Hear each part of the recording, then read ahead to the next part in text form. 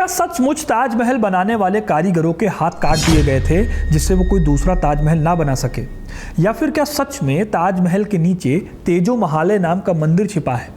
जिस ताजमहल को प्यार की सबसे बड़ी निशानी हम लोग मानते हैं, क्या सच में उसे एक ऐसे शहंशाह ने बनवाया जो कि अपनी बीवी के प्रेम में पागल था और उसकी याद में दुखी था?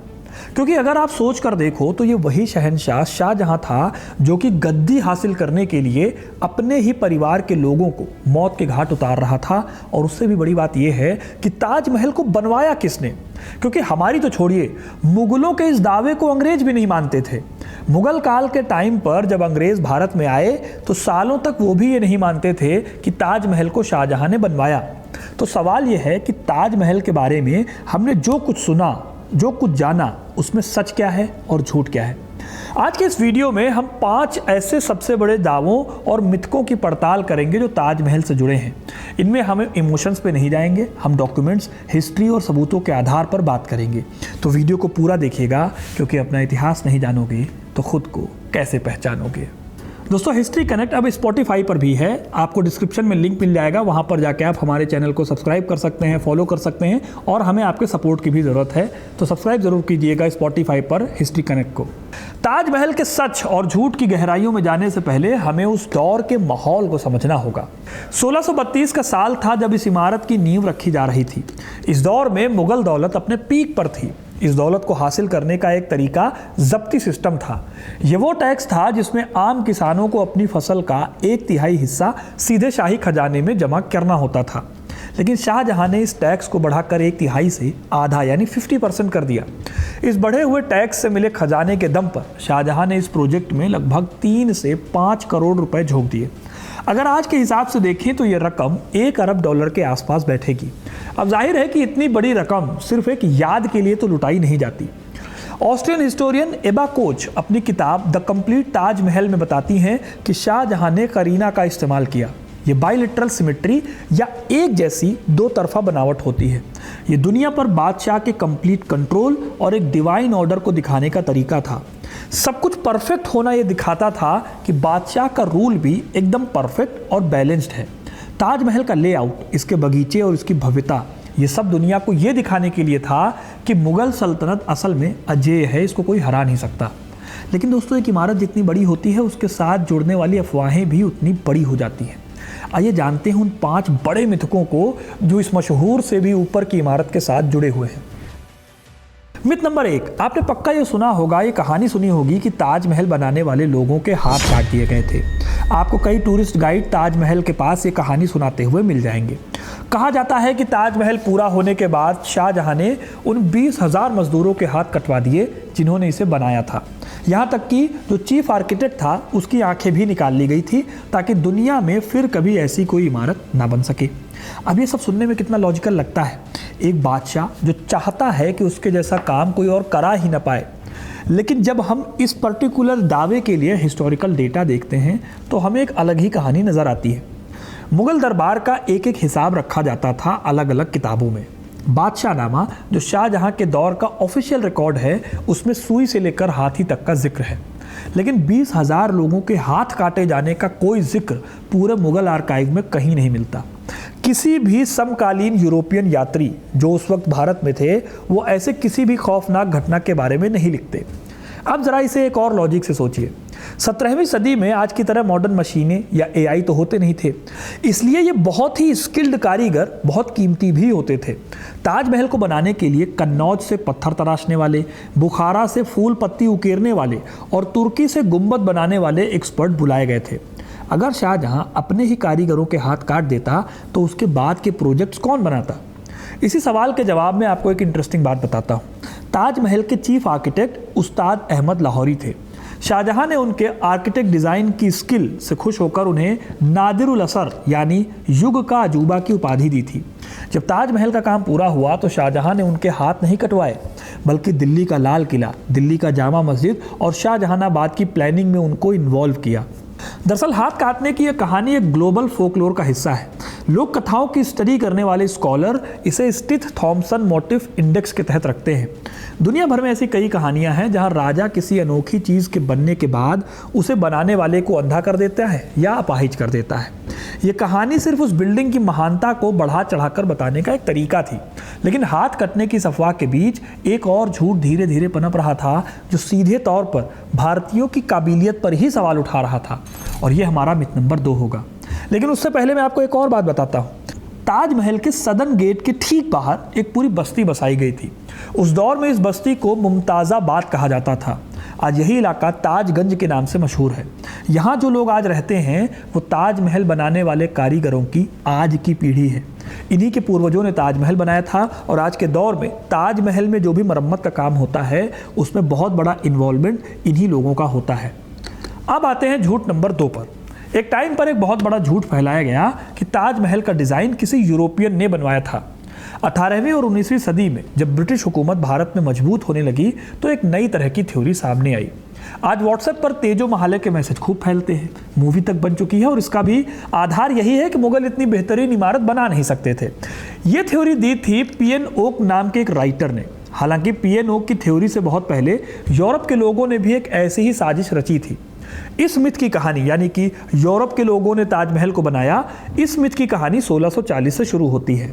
पुर्तगाली पादरी फादर सेबेस्टियन मैनरिक बर्मा से होते हुए आगरा पहुंचे। 1649 में उन्होंने अपनी यात्रा पर एक किताब छापी।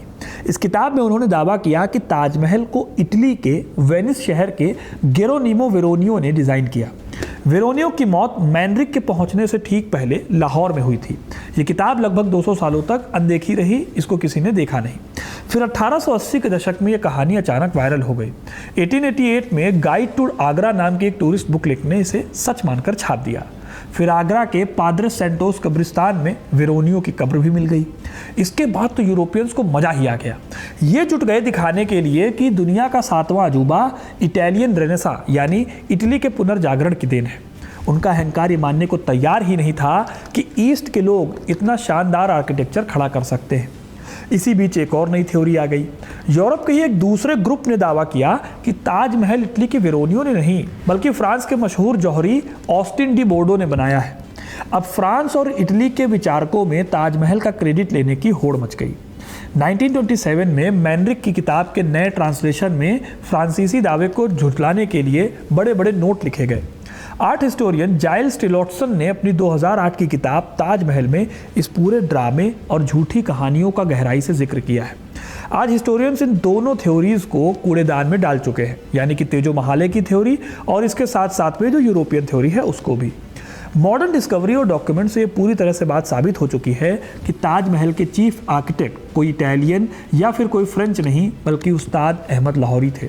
शाहजहां ने लाहौरी के हुनर से खुश होकर उसे नादिर उल असर यानी युग का आश्चर्य की उपाधि दी थी। इस बात का सबसे बड़ा ठोस सबूत दीवाने मुहंदिस नाम का एक ग्रंथ है। इसे किसी और ने नहीं बल्कि उस्ताद अहमद लाहौरी के अपने बेटे लुत्फुल्लाह मुहंदिस ने लिखा था। इसमें साफ तौर पर लाहौरी के मैथ्स की नॉलेज और ताजमहल और लाल किले के डिज़ाइन में उनके रोल का जिक्र है। लेकिन विदेशी यात्रियों को सिर्फ इस इमारत का डिज़ाइन हजम नहीं हो रहा था, उन्हें नदी के उस पार यानी ताजमहल के उस पार कुछ ऐसा नज़र आ रहा था जिसने हमारे इतिहास में एक और झूठ को जन्म दिया। सबसे बड़ा सवाल है कि यूरोप के लोग ऐसा कर क्यों रहे थे। 1903 में कलकत्ता के गवर्नमेंट कॉलेज ऑफ आर्ट के पूर्व प्रिंसिपल ईबी हैवेल ने इसका जवाब दिया। अपने ऐसे ताज और उसके डिज़ाइनर में उन्होंने साफ लिखा है कि ये गोरे लोगों के अहंकार और अज्ञानता का नतीजा है। हर यूरोपियन ये सोचकर प्राउड फील करना चाहता था कि भारत की सबसे शानदार इमारतों में से एक ताजमहल वेस्टर्न दिमाग की ही उपज है। हैवेल ने इसके सुपीरियरिटी कॉम्प्लेक्स को खूब क्रिटिसाइज़ किया है। आज चाहे इटली के आर्किटेक्ट की कहानी हो या व्हाट्सएप का तेजो महाले मैसेज, दोनों का मकसद एक ही है। लोग ताजमहल की महानता को हजम नहीं कर पाते और इसका हिस्टोरिकल क्रेडिट चुराना चाहते हैं। अब आते हैं झूठ नंबर 3 पर, यानी कि ब्लैक ताजमहल की थ्योरी पर। अगर आप कभी आगरा गए हैं और यमुना नदी के पार मेहताब बाग से ताजमहल को आपने देखा है तो शायद आपने भी ये कहानी सुनी हो। कहा जाता है कि शाहजहां नदी के दूसरी तरफ अपने लिए बिल्कुल ताजमहल जैसा ही एक और मकबरा बनवाना चाहते थे। ये ताजमहल पूरी तरह से काले संगमरमर का बनना था। इन दोनों इमारतों को यमुना के ऊपर एक चांदी के पुल से जोड़ा जाना था। कहानी कहती है कि इससे पहले कि शाहजहां इस काले ताजमहल को बनवा पाते, उनके बेटे औरंगजेब ने उन्हें गद्दी से हटा दिया और कैद कर दिया। अब कहानी में सुनने से एक ट्रैजिक हॉलीवुड फिल्म जैसी कहानी लगती है। एक अधूरा सपना, एक लाचार पिता और एक क्रूर बेटा। लेकिन इस कहानी की जड़ें भी एक फ्रेंच यात्री बैप्टिस्ट ट्रेवनियर की किताब में मिलती है। ट्रेवनियर को सनसनीखेज बातें लिखने का शौक था। जब 1990 के दशक में एएसआई ने मेहताब बाग की खुदाई की तो लोगों को लगा कि अब काले ताजमहल के राज खुल जाएंगे। लेकिन सवाल है कि खुदाई में निकला क्या?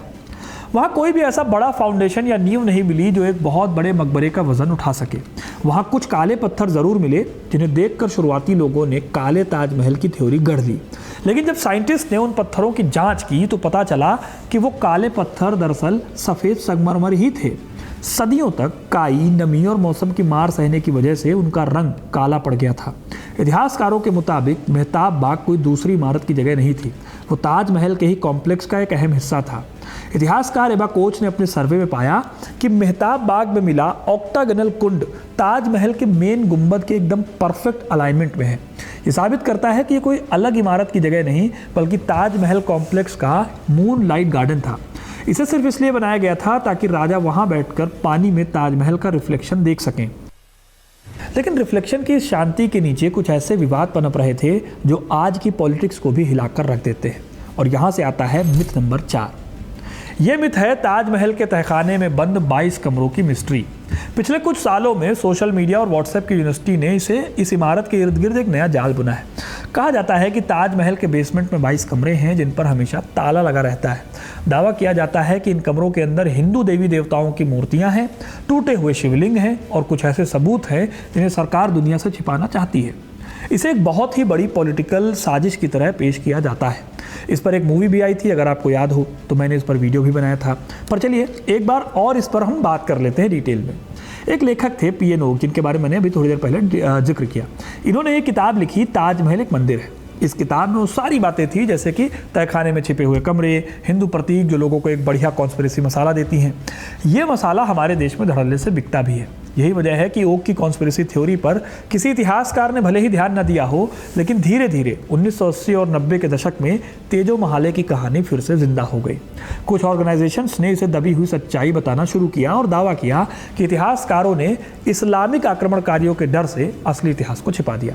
इनफैक्ट पीएन ओक साहब ने अपनी इस किताब के आधार पर साल 2000 में सुप्रीम कोर्ट में याचिका भी डाली। तब सुप्रीम कोर्ट ने इसे पब्लिसिटी स्टंट बता दिया और इसके साथ ही सुप्रीम कोर्ट ने यह भी कमेंट किया कि जैसे किसी के दिमाग में मक्खी घुस गई है, इस तरह की पीआईएल है। लेकिन सवाल फिर भी बना ही रहा। तो अब आते हैं हम असली सबूतों पर कि क्या सचमुच ताजमहल के तहखाने में 22 मंदिर हैं।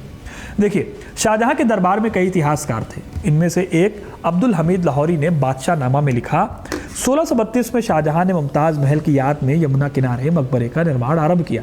फ्रांसवा बर्नियर उन बेहद कम लोगों में से थे जिन्होंने ताजमहल को पूरी तरह से बनते हुए देखा। उन्हें ये जगह दाराशिकोह ने दिखाई थी। वो लिखते हैं कि मैंने उस मकबरे का निर्माण होते हुए देखा जिसकी सुंदरता अनुपम थी। अब अगर ताजमहल कोई पहले से बना मंदिर होता तो क्या ये विदेशी यात्री जो शाहजहां के शासनकाल में भारत आए थे उसका जिक्र नहीं करते। इतिहासकार आर नाथ, जो मुगल आर्किटेक्ट के बहुत बड़े विशेषज्ञ माने जाते हैं, वो लिखते हैं ताजमहल पूरी तरह से एक प्लान्ड मुगल स्मारक है। इसके डिज़ाइन से लेकर इसके आर्किटेक्ट तक हर एक एलिमेंट शाहजहां के काल के हिसाब से बना हुआ है। इसके किसी हिस्से में मंदिर या मूर्ति पूजा का संकेत नहीं मिलता। अब जो दावा है कि ताजमहल के ऊपर कलश, कमल और त्रिशूल और हिंदू मंदिर का सबूत है, लेकिन जो लोग स्थापत्य के विशेषज्ञ हैं वो बताते हैं कि यह कलश इस्लामी वास्तुकला का भी हिस्सा रहा है, जो फारस, तुर्की और मध्य एशिया में भी देखा जा सकता है। ये प्रतीक देवी ऊर्जा का नहीं बल्कि संतुलन और एकता का प्रतीक है, जो अरबी कला में गहराई से रचा बसा है। अब बात करते हैं हम आर्कियोलॉजिकल सबूतों की। एएसआई ने 1970 और 2000 के दशक में ताजमहल के स्ट्रक्चरल स्टडी किए। इन स्टडीज़ में कहीं भी मंदिर बेस्ड संरचना के अवशेष नहीं मिले। जो भी खुदाई हुई उसमें नींव, ईंट और पत्थरों का जो स्ट्रक्चर है वो मुगल कालीन पाया गया, ना कि सीक्रेटली कोई अर्ली मिडिवल का पाया गया। एएसआई की कई रिपोर्ट्स और हाल ही में जारी की गई तस्वीरों ने यह साफ किया कि नीचे के वो 22 कमरे कोई रहस्यमयी जगह ही नहीं हैं। वो दरअसल मुगल आर्किटेक्चर का एक आम हिस्सा है जिन्हें तहखाना कहा जाता है। यमुना नदी की नमी और पानी से मेन बिल्डिंग को बचाने के लिए ये हवादार कमरे बनाए गए थे।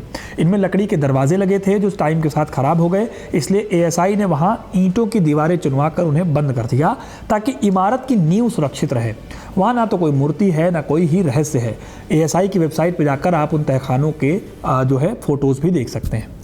अब हम आते हैं झूठ नंबर 5 पर, तेजो महाले और लूटी हुई राजपूत ज़मीन। ये आज के दौर का सबसे ज़्यादा रिलेवेंट और सबसे ज़्यादा कंट्रोवर्शियल मुद्दा है।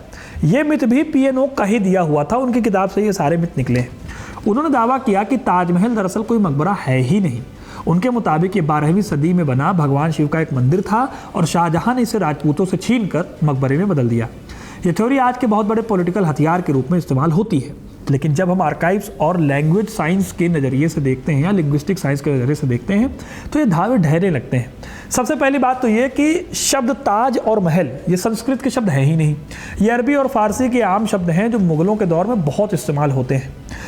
इंटरेस्टिंग बात यह है कि शाहजहां के अपने गवर्नमेंट रिकॉर्ड्स में भी इसे कभी ताजमहल नहीं कहा गया। मुग़ल डॉक्यूमेंट्स में इसका नाम रौजाए मुनव्वरा यानी रोशन मकबरा लिखा गया। ताजमहल नाम तो बाद में जनता के बीच में मशहूर हुआ। तो जिस मकबरे का नाम कभी ताजमहल ऑफिशियली था ही नहीं, वो तेजो महाले वाली बात कैसे फॉलो हो जाएगी वहाँ पर। इसके साथ ही हम आते हैं ज़मीन छीनने वाली बात पर। क्या शाहजहां ने राजा जय सिंह से ज़मीन ज़बरदस्ती हड़पी थी?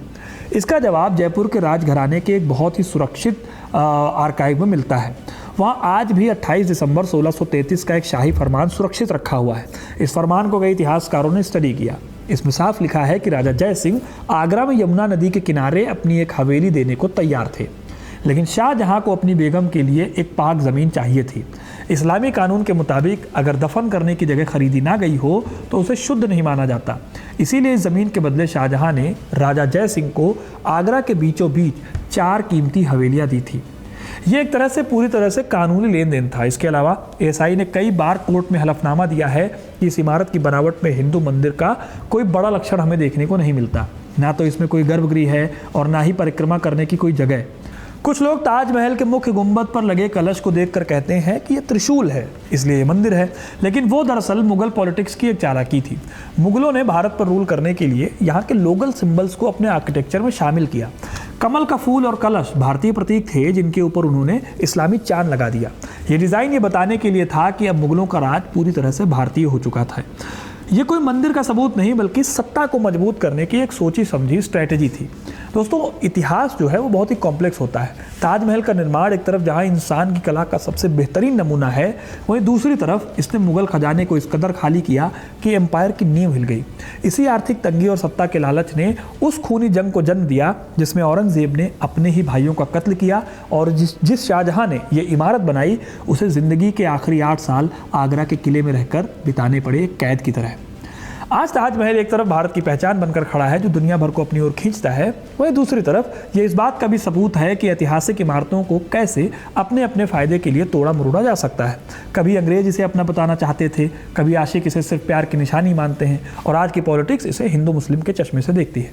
सच्चाई इन सब के कहीं बीच में दबी हुई है, उन डॉक्यूमेंट्स में जिन्हें बहुत कम लोग पढ़ते हैं। इतिहास को सिर्फ भावनाओं से नहीं बल्कि फैक्ट्स की कसौटी पर परखना भी ज़रूरी है। तो दोस्तों, ये थी कहानी इस चीज़ की कि कौन से 5 बड़े झूठ चलते हैं। वैसे 5 और बड़े झूठ हैं, अगर आप चाहते हैं तो कमेंट में बताइएगा, मैं उस पर भी दूसरा वीडियो लेकर आऊँगा और ताजमहल के बाकी के 5 झूठ के बारे में आपके सामने सारे फैक्ट्स के साथ बातें रखूँगा। अगर आपको ये वीडियो पसंद आया है तो इसे लाइक कीजिए, शेयर कीजिए और ऐसी इंटरेस्टिंग कहानियों के लिए हिस्ट्री कनेक्ट को सब्सक्राइब जरूर कीजिए। बहुत बहुत धन्यवाद।